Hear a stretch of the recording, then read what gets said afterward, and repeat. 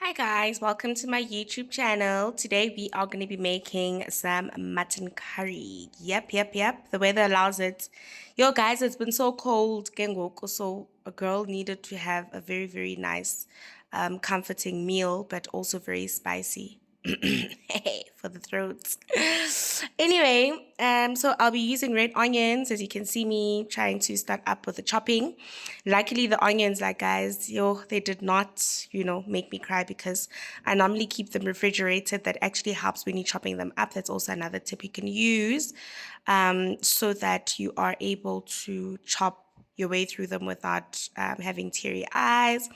So for my stews, I normally dice up my onions because I need them to be like in the smallest possible pieces. And the reason for that is because then the flavor is able to, at least go out more versus than when you actually make big pieces. So yeah, and especially because it's just mutton, um, you need to make sure that the onion also gets infused into the meat and actually becomes a part of the gravy.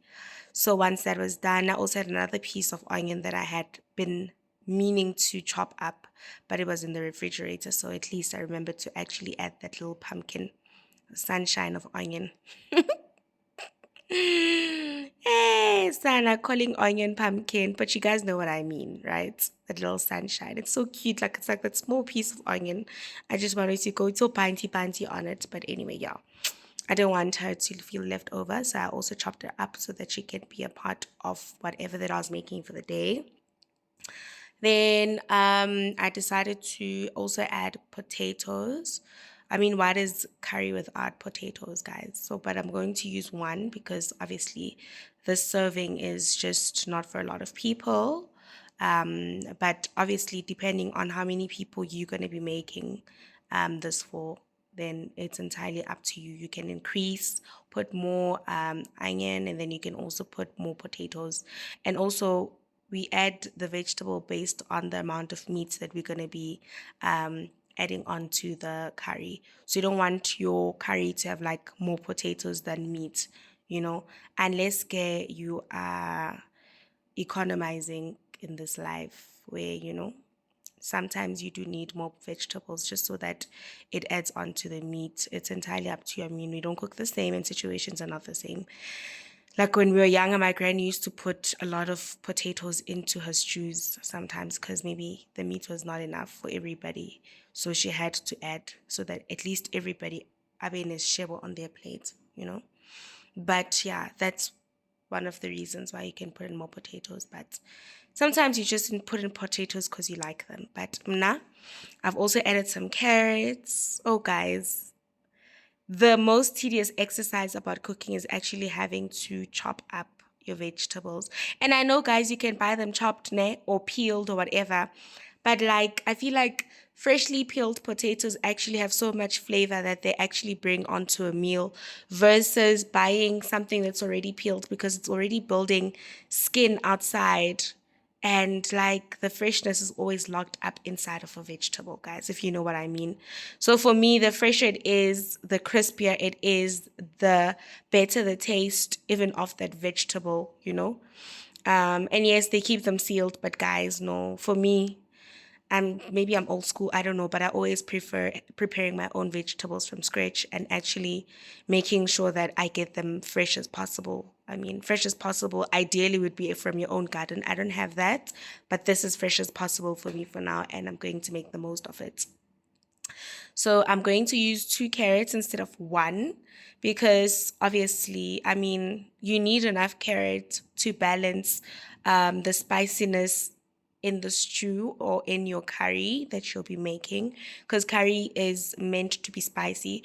So at least the carrot or the outside of the carrot and also the potato just gets like, on the outside it gets coated with the spice, but only the oil of the meat can eventually penetrate right through the vegetable itself, be it either the carrot or the potatoes. And I always want to make it like a nice big chunks because as the softer they become, then they more easy to crush even as you're stirring the pot. So it's always better when they chunky. even if the part of it becomes softer on the outside, but you're not completely left without anything. So I normally make it into very nice big chunks of sizes that at least are not too big, but also that you can put into your mouth, guys. You don't want to have, you know, an imbalance of your chopping. You always need to make sure that all your things are the right size. So yeah, this is it. You know, guys, I'm actually thinking of something funny. When we were young, I remember my cousin, guys. Shame, she didn't know how to cook, but shame, my grandmother bought liver, ox liver. And then, okay, wayenza is true. Say ox liver and carrot and potato.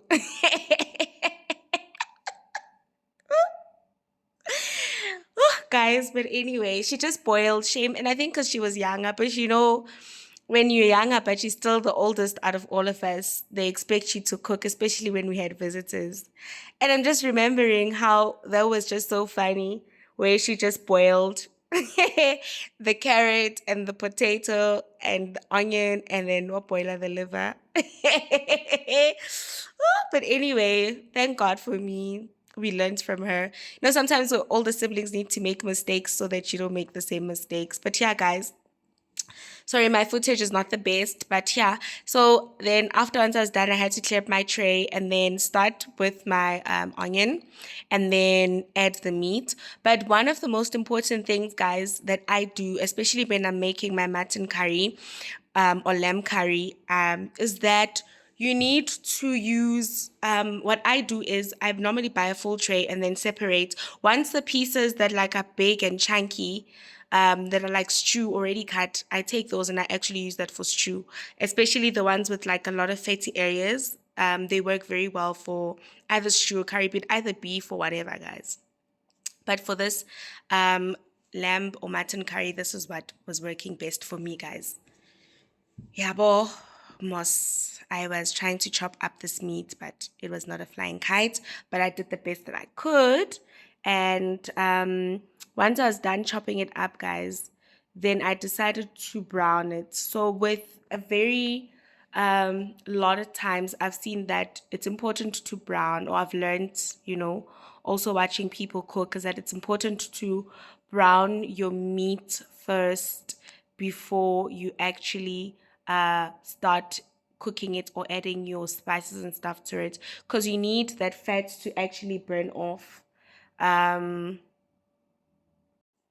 so yes, guys, chopping up those pieces is really, really important, and making sure that you don't, because it's difficult to cut through the bone. So I normally try and find a common ground. Normally, it's never straight, so you need to find the right piece or the right part of it where you're able to cut through that bone. And then I also had another meaty part that was left. Those are the ones that I normally use for grills, but I decided to take that up as well and cut it so that we have at least some meaty meats and also some fatty meats. It's very, very important that you have a variety in your curry. You don't want to have only fatty meat, You also want to have the meaty parts, and you don't want also the only bony parts or only bony parts, but you want to have a variety. It's important to have that when you are making curry. And once that was done, okay, guys, I then was browning, and then I decided to brown the meat just so that the fat at least burns down properly. Hey, you don't want nama inaling mafura fela, especially because the fat, like, sometimes it becomes so much overwhelming that like it cleans you. So you need to make sure you have enough and not too much, but also brown it and prepare it correctly. If it's well prepared, guys, it can never go wrong. So there I was. This is me. So guys, I use a fork. I don't know, but yeah, I'm that girl that uses a fork. I had to turn it up a lot, and make sure Gucci it was working well. And I was on the phone, guys, when I was busy making this video. So I was busy talking too much. So don't worry if you see my lips moving and it does not correlate with what I'm saying. or the lips that you're reading don't match with the voice. But yeah, that's what I was doing. Um, but yeah, and then, okay, guys, I had to stay up the pot to make sure Guti at least all parts of the meat are able to get browned correctly, and make sure that the fatty parts as well, like every piece of meat had to properly get browned, and also so that the flavor of the onion can be properly infused throughout or during the frying. Yeah, bon. And then once that was done, um, I'm going to show you shortly, guys. You guys are going to see as we proceed with the video, like the different stages of the meat while you're browning. It does take some time, and also you need to make sure that you manage your heat well, because if your heat is too high, it can end up actually being black. But if your heat like is proper, like it will definitely fry properly. You need to take it up, especially with the gas stove. Like you need to know how to manage your heat, because too much can burn it, and also too little can take very long, and you end up becoming frustrated because it's just taking forever.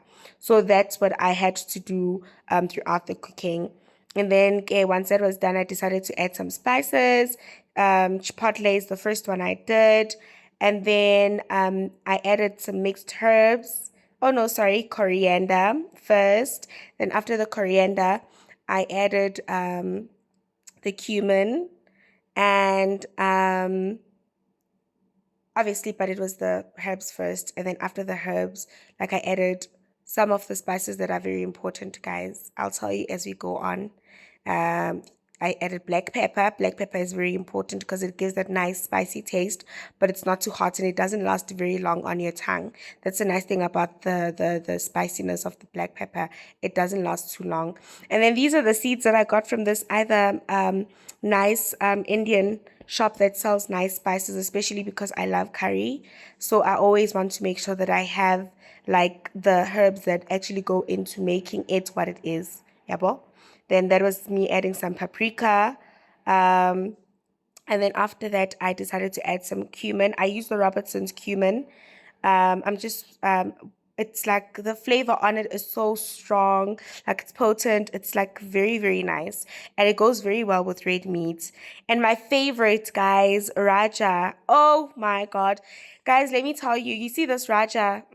I have such great memories with it, but I like the garlicky flavor that comes with it. Like you can't really make any curry, any stew without this Raja, guys. Then you are not telling the truth.